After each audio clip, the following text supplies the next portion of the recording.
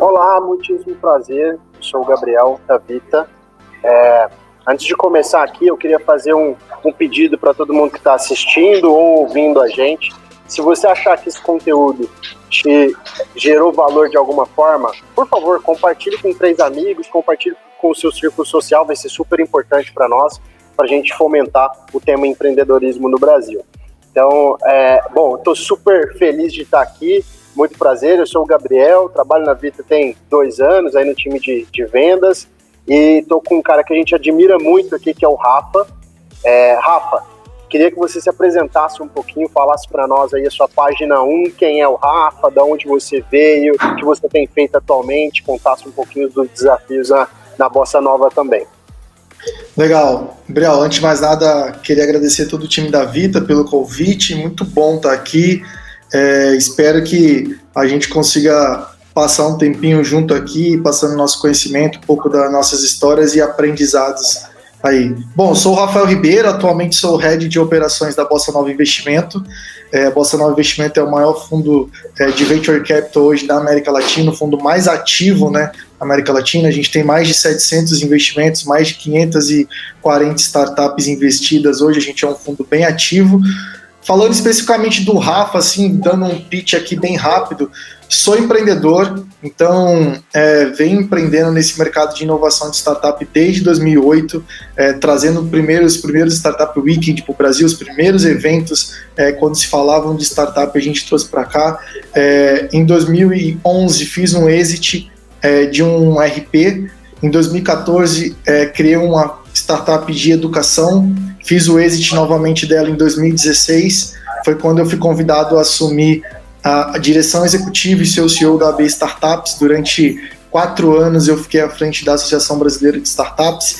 Em 2019 recebi o convite aqui no finalzinho de 2019 para assumir essa cadeira na Bossa Nova Investimentos, para olhar. Então acho que tem um pouco de tudo aqui na minha jornada, né? Eu sempre costumo dizer que eu tive o desafio de empreender e conseguir com êxito ali ter um exit, né? Eu costumo dizer que tem 2 caminhos para empreendedores no Brasil, né? 2 não, tem vários, mas assim, ou quando você vai empreender, quando você decide empreender, ou você vai por um caminho que vai ser adquirido por uma grande corporação que tem a ver com a sua cultura ali, ou você vai para um IPO na Bolsa, né? A IPO na Bolsa é um pouco mais difícil, é uma jornada um pouco mais longa, uma maratona um pouco mais longa ali, ou você vai acabar sendo adquirido e foi muito feliz nisso daí. Por outro lado, eu também queria entender um pouco mais desse ecossistema, das comunidades pelo Brasil todo, queria entender o Brasil como um todo, e foi muito legal que eu consegui entender o Brasil, consegui difundir o tema startup pelos 26 estados, mais o Distrito Federal, ao longo dos 4 anos que eu tive na AB Startups. Então, já era empreendedor, entendi de ecossistema e já vinha brincando de fazer investimento anjo, então tenho diversos investimentos também na pessoa física, e eu queria entender um pouco mais desse mercado, desse ecossistema por dentro de como funciona o mercado de Venture Capital dentro do Brasil. E agora eu estou aqui dentro da Bossa Nova como Head de Operação, tocando toda a operação, e estou aprendendo muito, estou sendo desafiado diariamente aqui, que está sendo muito legal também. Animal, Rafa. Acho que, em resumo aí, resumindo tudo que você falou para nós, você falou que vai ensinar bastante toda a turma aqui que está assistindo, porque você tem muita experiência. Então, cara, para começar, você falou sobre empreendedorismo, que é um tema super relevante para nós, e você foi para um caminho que é considerado um caminho mais usual do empreendedorismo, né? Quem lá montar sua empresa mesmo, na garra, a gente sabe que empreender no Brasil é um negócio muito difícil, e você foi por esse caminho e teve sucesso nessa via. E aí, uma outra via de empreendedorismo é o intraempreendedorismo, né? Que é basicamente quem empreende dentro das empresas, às vezes até dentro de corporações mesmo, e isso tem se mostrado muito positivo no âmbito aí corporativo, de startups e também de companhias até mais tradicionais. Eu queria que você explorasse um pouquinho isso, assim, sobre esse empreendedorismo que você tem visto no mercado, até com as empresas que vocês conversam na Bossa Nova, sobre como isso tem sido positivo, como isso pode levar bons resultados para as companhias. Eu acho que até a gente pode dar até um passo para trás antes da gente chegar a esse passo, né? Eu acho que assim, a minha opinião hoje, a gente está sendo muito cobrado para que mais pessoas venham empreender, para que mais pessoas empreendam e tudo mais. E, infelizmente, a educação no país hoje, ela não te prepara para ser empreendedor. Você não sai da faculdade tendo todos os skills e habilidades para tocar um negócio. São raras as exceções que vão conseguir, de fato, realmente ter sucesso. É muito difícil. Visto os números, a cada 10 novos negócios, 2 passam pelo primeiro ano de vida que nascem no Brasil. Então é muito pouco. Por que isso? Porque a maioria desses negócios, os empreendedores não têm uma experiência, não possuem os skills e habilidades para tocar. Eu costumo dizer que antes de ser um CEO de uma empresa, você tem que ser CFO, e você tem que ser o cara de vendas, e você tem que ser um monte de coisas antes de entender o que é ser um CEO. Então, quando a gente começa a falar de empreendedorismo, é uma coisa que me empolga, porque hoje você tem uma série e um leque de oportunidades no mercado, principalmente para esse mercado de inovação, extremamente interessante.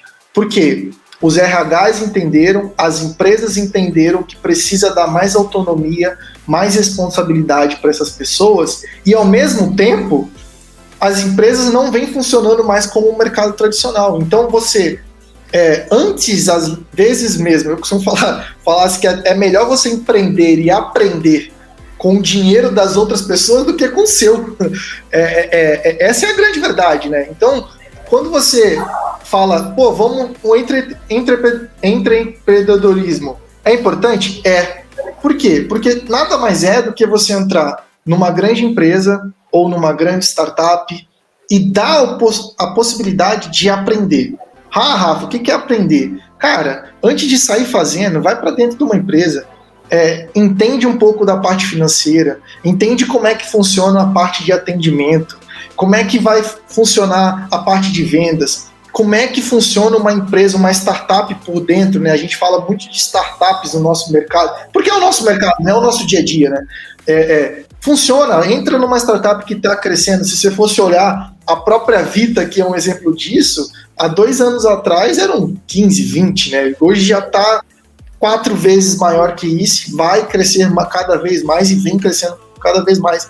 Então, assim, olha o leque de oportunidade que você tem dentro de uma empresa dessa. O quanto você pode se desenvolver, o quanto você pode criar skills e habilidades que te deixem pronto para você vir tocar o negócio depois. Você vai se sentir muito mais pronto do que necessariamente você, beleza, vou lá, vou criar um negócio. Cara, a chance de você quebrar a cara é muito grande.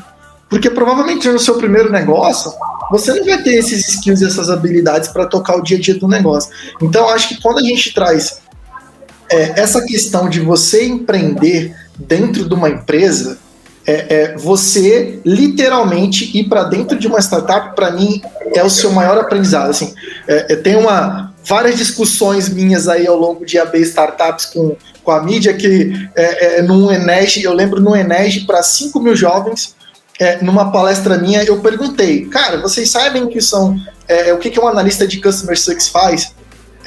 E, cara, para minha surpresa, eu estava com 5 mil jovens de empresas júniors das maiores universidades do Brasil. E a galera não sabia, não teve um cara que levantou a mão e me respondeu. E a gente está falando disso há 3 anos atrás. Hoje já é um normal, né, contratar isso. Então, assim, e a galera querendo empreender sem saber coisas básicas que estavam vindo, né? Então, a gente tem uma série de vagas e de oportunidade hoje que as pessoas estão se formando e nem sabem para quê. E aí a polêmica que eu falei cara, em vez de fazer uma MBA, que as pessoas me criticam um pouco com isso, cara, vai para dentro de uma startup. Provavelmente você vai aprender em 6 meses o que você pagaria para aprender em 2 anos de uma MBA.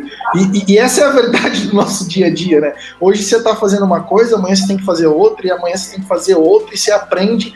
E cada vez mais você é exigido, cada vez mais a barra vai subindo conforme a empresa vai crescendo, e você cria um leque de várias oportunidades. E eu acho que já provocando até um pouco disso para você, né, Gabriel, devolvendo a bola para você, que eu acho que vocês têm um desafio aí, né, que é transformar isso daí depois em resultado. Como é que a gente mede, como é que a gente metrifica isso, como é que a gente faz isso, né? E como é que vocês têm feito aí na vida isso, cara? Excelente pergunta, Rafa. E aí, só para corroborar um pouquinho sobre o que você falou de aprendizado, né? Eu me recordo que que quando eu entrei na faculdade, fiz uma federal, que é uma faculdade renomada, né? Todo mundo, putz, vou passar na federal, tal. Passei na federal e eu trabalho desde os 14 anos, né? Então, poxa, no meu segundo período eu vi algumas coisas ali que eu falo assim, mas na prática não funciona desse jeito, não é isso aqui, o que está acontecendo, né? E aí quando eu finalizei o curso, eu olhei para trás e falei assim, meu Deus, eu acho que eu aprendi trabalhando mais um ano na Vita do que em todos os meus 5 anos de estudo, né? Então é um negócio muito interessante, eu acho que dá até caldo aí para um outro bate-papo em relação ao modelo educacional brasileiro, né? Mas não... Aí a gente vai entrar numa outra discussão aqui que aí vai demorar mais do que 30 minutos do bate-papo. Exatamente. Mas, Rafa, respondendo a sua pergunta sobre metrificar, né? Metrificar esse ímpeto, né, do empreendedor, esse ímpeto dos colaboradores que querem empreender aqui com a gente, né? Depois que nós passamos pelo M&A com a Stone, né, em que a gente foi adquirido aí pelo grupo Stone, a gente começou a aprender com eles como metrificar pessoas, né, e como olhar para talentos e, além de olhar o lado humano, também olhar essa parte analítica, né? Então, tem algumas plataformas que a gente utiliza, como Greenhouse, fazemos uma avaliação de performance trimestral também, que a gente dá nota para algumas competências, faz um pacto de melhoria, e aí, assim, o gestor, de forma muito próxima, e isso é um negócio que a gente acredita muito, na proximidade do gestor, vai desenvolvendo os colaboradores a partir dessas análises que são feitas ali de forma trimestral e também nas contratações, nessas análises que nós fazemos com essas plataformas, como o Greenhouse, como algumas outras de recrutamento e seleção que nós temos utilizado. Mas em linhas gerais é basicamente isso que a gente tem feito. É um desafio, né? Não vou mentir para você, falar, poxa, a gente faz isso muito bem. Não, é um desafio mesmo. É um desafio unir o feeling do gestor com os resultados ali de quem está empreendendo com a gente, né? E tem sido um aprendizado muito grande para nós desde quando a gente passou por essa fusão aí, por essa aquisição, na verdade, com a Stone, né? E aí, Rafa, eu queria abordar um outro tema aqui contigo, ainda dentro desse contexto aí de empreendedorismo, que é a relação do empreendedorismo com a motivação, né? Definitivamente, o nosso maior desafio aqui na companhia é contratação, gente. Achar gente boa é um negócio muito difícil mesmo, e a gente acredita que gente boa, ela consegue fazer tudo. Então, poxa, a gente está precisando de gente em tecnologia, às vezes o cara não sabe programar hoje, né? Mas se ele for bom realmente, daqui 6 meses, 1 ano, ele aprende a programar, já começa a ir para essa área e já começa a ajudar a gente nessas áreas que a gente precisa, né? E um padrão que a gente tem visto de gente boa é esse ímpeto em empreender, né? Essa vontade de fazer diferente, essa vontade de ajudar, essa vontade de mudar o status quo das coisas. E aí, queria que você falasse um pouquinho sobre isso e, de acordo com a sua experiência também, como fomentar essa cultura de empreendedorismo dentro das empresas e, principalmente, qual o papel de gestão de pessoas, o papel do RH nesse aspecto. Se você enxerga que isso é um papel do RH, se é um papel de toda a empresa, o que você tem visto na Bossa Nova sobre esse tema também? Olha, eu acho que assim, jogar a responsabilidade toda pro RH é muita responsabilidade. Obviamente, a gente sabe que o RH ele tem um papel fundamental para que isso tenha sucesso, né? Mas eu acho que isso precisa ser uma visão global da empresa, onde que os sócios e cofundadores também dê liberdade para que as pessoas se sintam donas da empresa, né? Eu acho que uma das coisas que a gente fala sobre empreendedorismo é o sentimento de dono. Nada mais é que você se sentir dono, você se sentir parte de alguma coisa, você ser reconhecido. Eu acho que o ser humano, no final do dia, no geral, ele quer ser reconhecido pelo aquilo que ele faz. Ele quer ser valorizado por aquilo que ele faz. E o mais legal é que essa nova geração não é por dinheiro. Não é por dinheiro. Uma das discussões que eu tenho diariamente aqui, com várias startups nossas aqui, putz, cara, o cara quer ser mandado embora, o cara quer pedir demissão. Cara, você já conversou com o cara? Você já entendeu o que o cara está pensando nos próximos 3, 4 anos da vida dele? O que ele quer fazer? Quais são as provocações que você já fez para ele? Como é que você está realmente desafiando esse cara? Ah, mas ele quer ganhar mais. Cara, às vezes não é ganhar mais só. Não é só ganhar mais, porque se ele quiser ganhar mais, ele vai trabalhar dentro das grandes corporações, dentro das big corporates. Porque lá ele vai ganhar mais. Só que ele sabe que ele vai ser em um modelo engessado, ele vai... Eu estava conversando outro dia com um candidato, ele está dentro de uma grande corporação, e ele estava falando, Rafa, eu estou aqui há 3 anos eu sento a bunda na minha cadeira às 8 da manhã, eu faço exatamente a mesma coisa, e às 5 horas da tarde eu levanto e vou embora. Faz 3 anos que eu faço isso. Se eu quiser, eu fico aqui mais 5 anos fazendo a mesma coisa, e o meu salário só aumenta, e só vai aumentando, e tô tranquilo. Eu falo assim, cara, eu não aguento mais, não é isso que eu quero pra minha vida, né? Tinha parecido com a nossa idade, assim, né? E as pessoas não querem mais isso hoje em dia, elas querem ser provocadas, elas querem ter espaço e liberdade para criar coisas, e elas querem ser donas e querem ter responsabilidade sobre aquilo. Então, acho que o RH provocar, mas ao mesmo tempo entender qual que é o propósito dessas pessoas, e aí trazer um pouco da questão humana, né? Eu acho que quando a gente consegue entender o analítico com o humano, a chance de a gente obter sucesso é muito maior. Mas, ao mesmo tempo, a gente precisa entender que seja uma big corp, uma startup com 3 pessoas, ou uma startup com 100 pessoas, ou uma startup com investimento milionário, ou com pouco investimento, no final do dia, tudo são sobre pessoas. Tudo é sobre pessoas. Tudo é sobre propósito. Tudo é sobre o que essas pessoas no final do dia estão buscando. Então, se você consegue entender isso, provocar essas pessoas, entender essas pessoas, cara, com certeza a chance de você ter pessoas com sentimentos de dono dentro dessa empresa vai ser muito maior.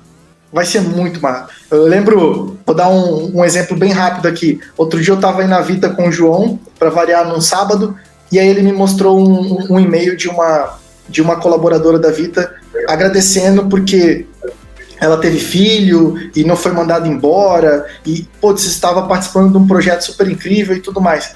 Olha que legal isso, cara. Sim, é nas simples coisas que você faz toda a diferença para as pessoas. Porque as mulheres hoje, às vezes, elas têm medo de ficar grávidas porque acham que vão ser mandadas embora, saca? E se o RH, às vezes, está acompanhando essa pessoa, passando uma tranquilidade, cara, ela vai ter uma gestação muito melhor. Eu sei que é um assunto um pouco polêmico esse daqui que eu tô trazendo agora, mas se o RH tá perto, tá acompanhando, se tá provocando, se tem a sensibilidade para poder tatear qual é o momento de puxar mais, qual que é o momento de dar uma relaxada, entender essa pessoa, se o colaborador ali acabou de ter um filho e tá, sabe, tipo, você precisa puxar ao mesmo tempo o analítico, mas você precisa também entender que tem um humano do outro lado.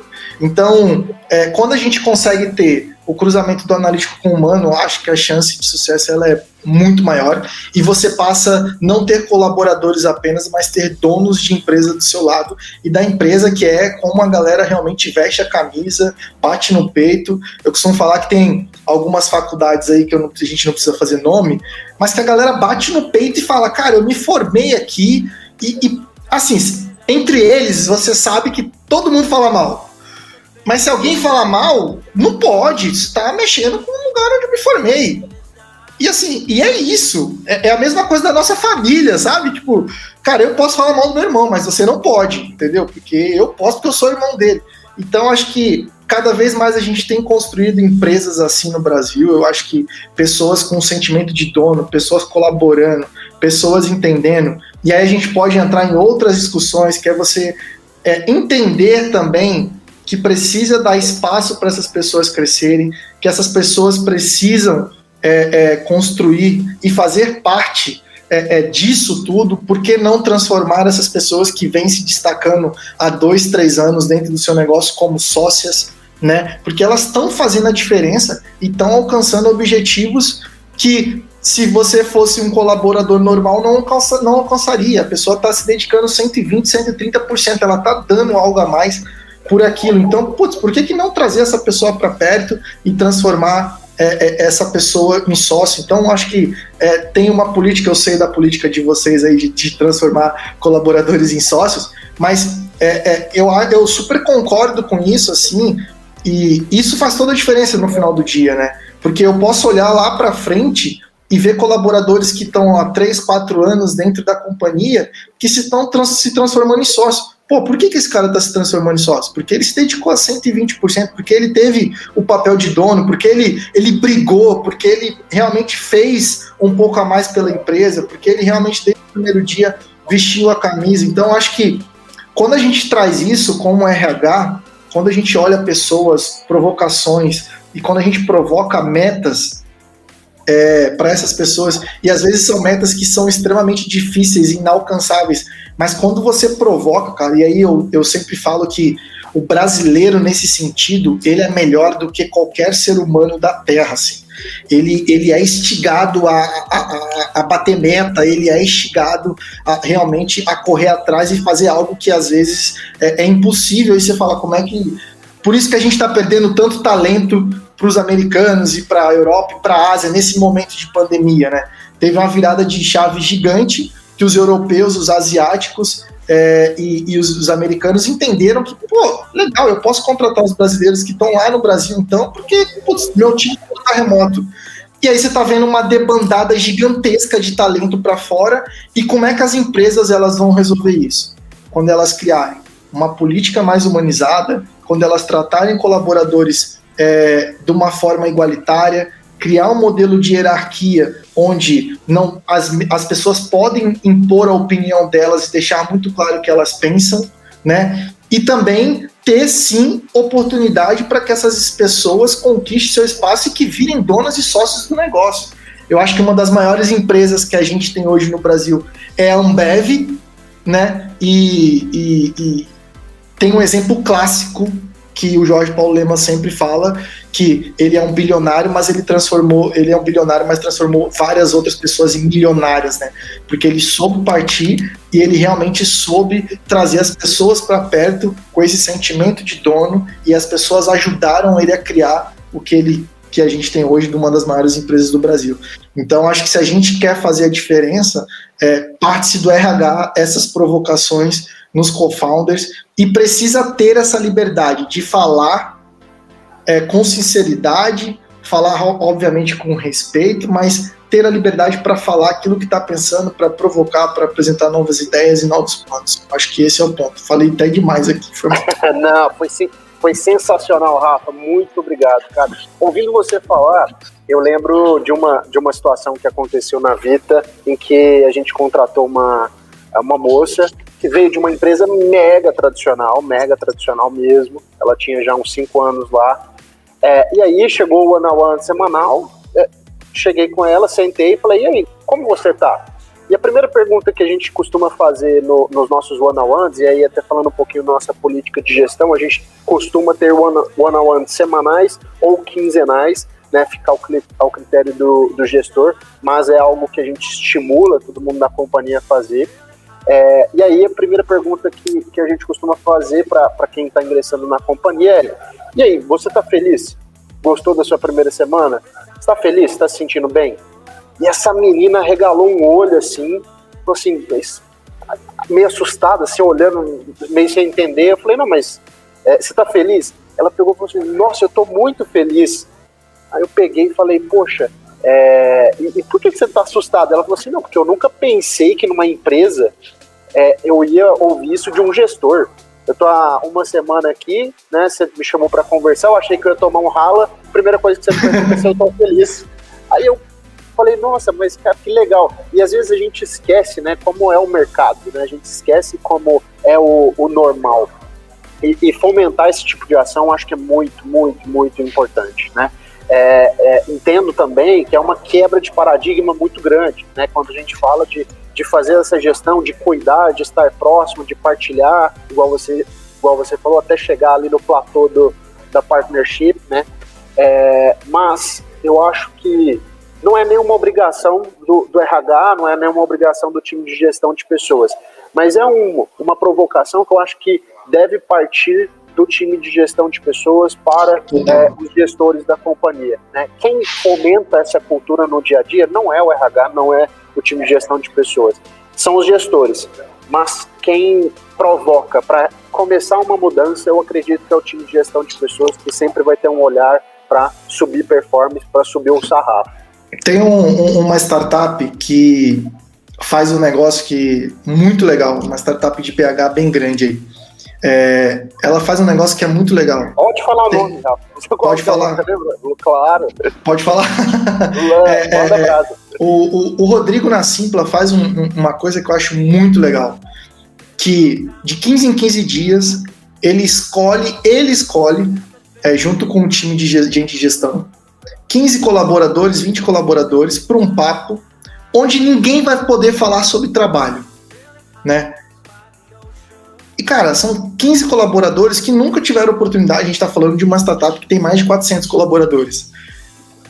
Putz, que senta para bater papo, para se conhecer, para saber quem são as pessoas que estão do outro lado. E assim, a gente não faz mais isso hoje em dia, cara. A gente vive numa correria tão grande que às vezes as pessoas esquecem de que quem está do lado são pessoas. E eu acho que um grande diferencial da cultura que as startups vêm implementando, por isso, e aí você traz essa provocação, né? Putz, cara, eu paro uma vez por semana, ou uma vez a cada 15 dias, para perguntar para a pessoa. E a pessoa fala assim, nossa, gente, mas isso é algo tão simples. Não, não é simples, porque ninguém faz isso. As pessoas, elas entram num loop tão maluco de correria que elas esquecem de perguntar para a pessoa se tá tudo bem. E, cara, é tão simples assim, tá tudo bem? Né? Tipo, a gente tá falando aqui, parece ser algo tão... Nossa, não é. É só você parar e perguntar, tá tudo bem? Podemos falar sobre 15... A gente tá nessa loucura de pandemia, de call atrás de call, 30 minutos atrás de 30 minutos. Aqui eu falo que meu tempo agora ele é restrito em 30 minutos, né? 30 minutos aí próximo, 30 minutos próximo, 30 minutos próximo. A gente tá esquecendo, às vezes, de parar e perguntar, né? Então, acho que quando a gente implementa uma política de entender as pessoas, de realmente entender... Acho que o LinkedIn fez um negócio muito legal essa semana, né? Que foi de... Aqui o que a gente fala, o que a gente prega, a gente faz, né? Que foi, cara, a gente precisa parar os nossos funcionários nesse momento tão maluco de pandemia, porque tá todo mundo tão estressado que as pessoas precisam parar, senão vai dar burnout. Tão maluco que as coisas estavam. E aí, putz, cara, é verdade, né? Você tá num negócio tão louco, tão corrido, que precisa parar para burnout. E isso tem que vir de gente de gestão, né? Às vezes, cara, eu lembro que na B Startups a gente não deixava nenhuma data passar em branco. Era Páscoa, que fosse um bombom com uma cartinha escrita à mão, a gente mandava. Porque as pessoas se sentem especial por isso, faz toda a diferença. Ah, Rafa, mas eu tenho 1000 colaboradores. Inventa um jeito diferente de ser mais humanizado esse negócio. Não vai me mandar um e-mail. É isso aí. Cara, manda uma mensagem no WhatsApp. Exato. Personalizada, sabe? Você não vai gastar um centavo, mas, bicho, faz toda a diferença, cara. Exato. Diferença. Seja mais humano. Exatamente, cara. Eu acho que esse é o recado final do nosso papo. Seja mais humano. E eu acho que cabe também a quem é ligado a esse assunto, quem procura sobre esse assunto, instigar os colaboradores, instigar os gestores, instigar os pares a sempre ser mais humano e lembrar que, cara, a gente, por mais que faça análise de pessoas e coloque número no processo, do outro lado sempre tem uma pessoa. E essa pessoa, ela tem problemas familiares, essa pessoa tem problemas de saúde, essa pessoa, ela tem uma outra vida além do trabalho, né? Então é importante a gente ter esse cuidado.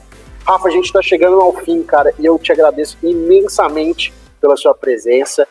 Queria que você falasse aí algum livro, algum documentário, algum artigo que você viu e gostou sobre o tema, para a gente deixar aqui para quem está assistindo ou ouvindo a gente. Tem alguma coisa aí que você lembra que não necessariamente mudou no seu modo de gestão, mas agregou muito para você e para o seu time? Cara, tem um livro que eu gosto muito, eu sou fã desse autor, que é o William Ury, que chama Como Chegar ao Sim com Você Mesmo. Eu gosto muito desse livro, porque a grande verdade é que às vezes a gente, como como gestor, como diretor, como executivo, que está à frente de um time gigante, a gente muitas das vezes fica se dando não e fica dando não para as pessoas sem entender o porquê que elas estão construindo aquilo, porquê que elas estão fazendo isso. E esse livro me traz muito aquele livro, uma provocação, aquele filme do Jim Carrey, que ele diz sim para tudo, né? E aí no final do filme ele tá falando japonês lá, que ele salva a mulher do negócio. E ele só conseguiu salvar a mulher do negócio porque, de fato, realmente ele se permitiu aprender uma outra língua, né? E aí o recado que eu dou para esses gestores é: pare de se dar não, comece a se dar sim, se permitir aprender coisas novas. Eu acho que, independente do seu nível hierárquico, você sempre tem coisas a aprender com as outras pessoas. Então, eu acho que se você se permitir e deixar que as pessoas também te ensinem a ser um time de gente de gestão melhor, a ser um time mais colaborativo, a ser um time mais humano, quanto mais humano você trouxer, você vai conseguir fazer a diferença na vida das pessoas e vai conseguir levar a sua empresa para um outro patamar. Eu acho que o recado que eu queria deixar aqui no final é esse: pare-se de dizer não e permita-se dizer sim um pouco. Sensacional, Rafa. Rafa, e agora para quem quiser saber um pouquinho mais sobre você, te acompanhar, tem alguma mídia social que você é mais ativo, que você posta um negócio ali mais recorrente? Cara, eu posto bastante coisa no meu Instagram, rafa.s.ribeiro, acompanha lá, e também acompanha a rede social Boss Invest, também, que a gente também posta bastante coisa lá sobre o mercado de investimentos, sobre startups e tudo mais. A gente fica à disposição aqui. Fechado, Rafa. Muitíssimo obrigado, cara. Foi um prazer aqui. É com dor no coração que eu tenho que encerrar, senão o time me mata. Mas legal. Um forte abraço para você e muito sucesso para você e todo mundo da Boss. Obrigado, Gabriel. Obrigado, time da Vita, aí, pelo convite. Valeu.